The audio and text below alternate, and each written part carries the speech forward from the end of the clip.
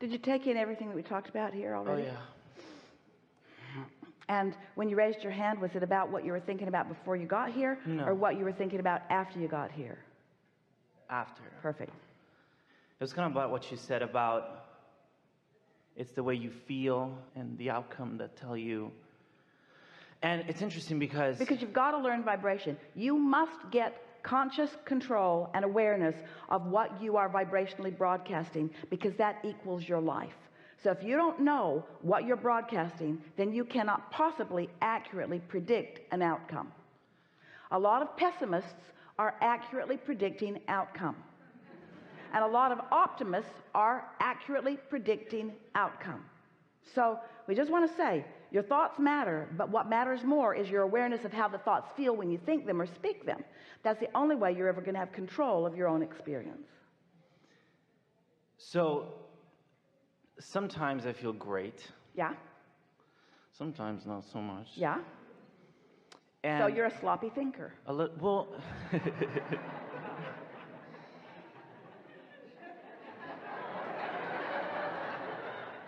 and it's funny because I wouldn't define myself as that, but I must be.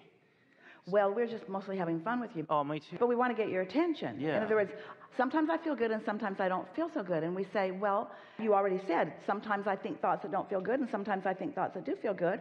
And so then we want to say, then just think the thoughts that feel good. Okay, next.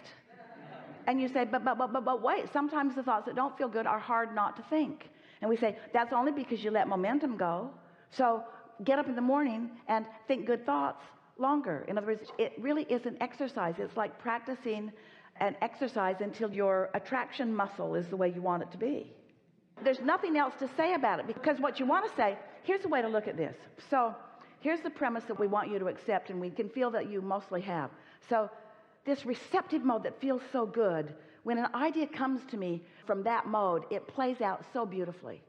When I'm flying high and I get the impulse to hire someone, oh man, they're better than I even knew they were going to be.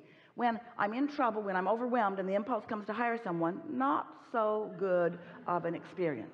And you can apply that to every single experience in your life. So when you acknowledge that how you feel when you take action results in an outcome that is consistent with the way you felt at the beginning. So that is the thing that we want you to know. If it's the only thing that you ever heard from us or anyone, it's the only thing that you would ever need to know, because you create your reality, and how you feel matters, period. We don't have to keep saying it again, but we will, over and over and over again. But what is most of the world talking about? Most of the world, oh, we love you all so much. Most of the world is talking about what's created from this that didn't feel good. So they've got these outcomes they don't like, and all the books and all the conversation, everything's talked about what was created from there. Nobody's talking about I could be here and solve everything. Instead they say, but I was here and I created this. What do you think about this? What do you think about this? Look at this. Look at this. Look at this financial condition. Look at this physical condition. Look at this political condition. Look at this economic condition. Look at this. Look at this. Look at this. Look at this. Look at this. Look at this.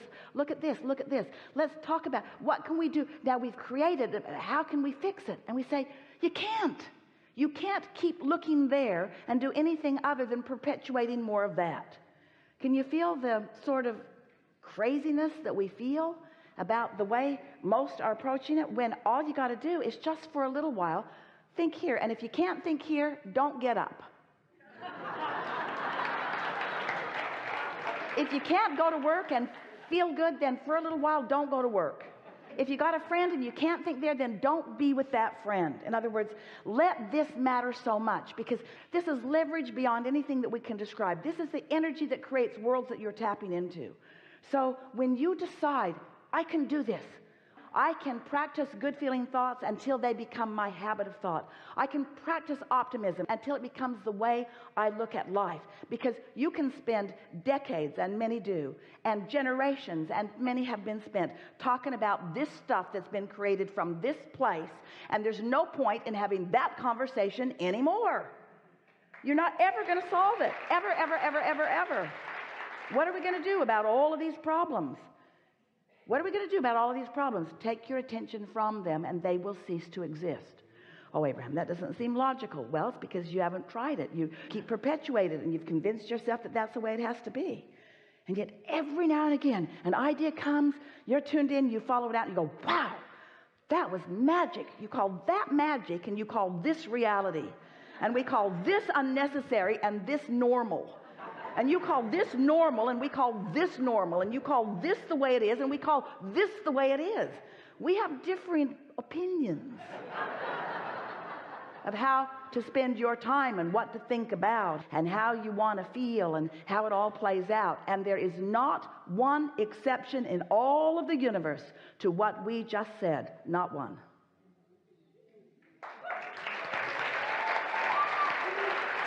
So it sort of makes you want to say, sometimes I feel good and sometimes I don't feel good. And I know exactly what to do about it. Abraham, it was really nice visiting with you. I'm going to go get on with doing what I have to do because nobody else can do it for me. Yeah? Rather than having a conversation about this. Yeah, pointless. Yeah. Is there an easier way to affect the emotion part a little? The easiest thing we know is to catch the momentum in the early stages and to be aware. Be aware matters most, and not beat up on yourself when you're in the middle of negative emotion. Just try to talk yourself off the ledge. Do your best to give yourself the benefit of the doubt. Be nice to yourself. That helps a lot.